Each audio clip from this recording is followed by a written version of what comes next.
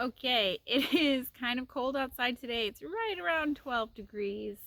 I am going to show you guys the garden, the new garden. It's a lot smaller than my previous garden, and a lot of it's actually full already.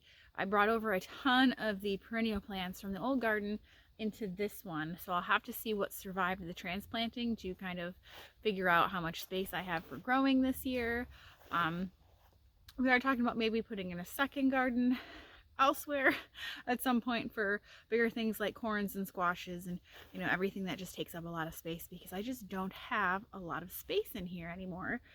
I do not know the exact square footage of this garden at the moment. I'll measure it at some point and let you guys know, but it kind of looks like a hot mess because I was just throwing stuff, supplies, gardening things in it, but I am excited for this space. The growing zone is a little bit different.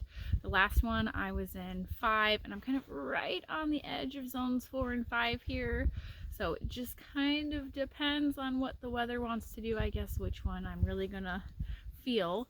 And the soil is completely different. So I had nice sandy soil at the other property, which is great for things like carrots and garlic, and then I really just amended it really well with all of my horse manure compost for everything else. Here it's clay, which is going to be really interesting because it packs really hard, like solid, and once it gets wet, it stays wet for a long time. So I'm gonna have a heck of a time growing things like carrots that need looser soil, and I'm a little concerned about what's going to happen with my garlic. I did plant garlic here in the fall.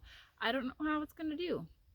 Is it going to get big bulbs? Is it going to rot? Is it going to grow at all? I don't know. We'll have to see, but I will give you a little tour here. It's not that interesting because mostly it's under snow, and then I'll take you inside because I did draw like a little gardening map for myself that said where I planted everything, so that in the spring, when and if stuff starts coming back, I can remember what I planted where and not just rip stuff out, because this was lawn last year, and then Dan tilled it all up for me with his rototiller so that we could plant here. Digging holes with a shovel was impossible in this clay soil, so I do not have a no-till garden anymore. It definitely needs a tiller, but I'm hoping, with a few years of amending the soil, I can go back to no-till, but that's just not going to work right now. But let's go take a look. All right, here is the garden space. As I said, it's a lot smaller. I did bring things like my teepee and teepee trellises and some other random stuff from the other garden. Right here I have my rose bushes that were outside my barn and my chicken coop.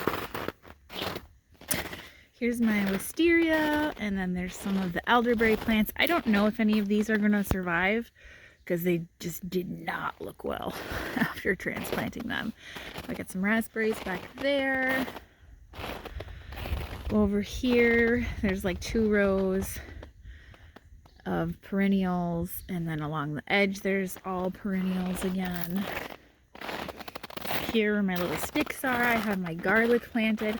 I planted more garlic than I did last year, I think by like 2 cloves, but it's in a much smaller space, as you can see, partially just because this garden is a lot smaller. I'm gonna have to learn how to be a better gardener because I don't have 4,800 square feet or whatever I had in the last one. I think maybe 4,500, somewhere around there.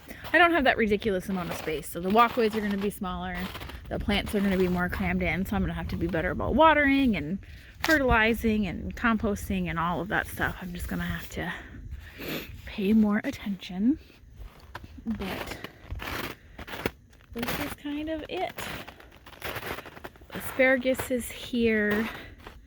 I did move some of my strawberry plants in there. Those didn't really look great either. I have some rhubarb in there somewhere. Here's like my collection of trash. This is my table set from the other garden. That bag is full of pots and more pots and trellises, and that's my old veggie washing station. The sink port's over there. So it's just all kind of chaotic, but it will work. and I don't know, it's gonna be interesting. But I'm excited to learn how to use this space and make it beautiful and wonderful and grow all of the good foods. So we will go in and I will show you my little garden map thing because I am cold. All right, this is my little garden map. Good luck if you try to read any of my handwriting because I can barely read it. I have chicken scratch handwriting, but this just basically gives me the general layout. It's not to scale.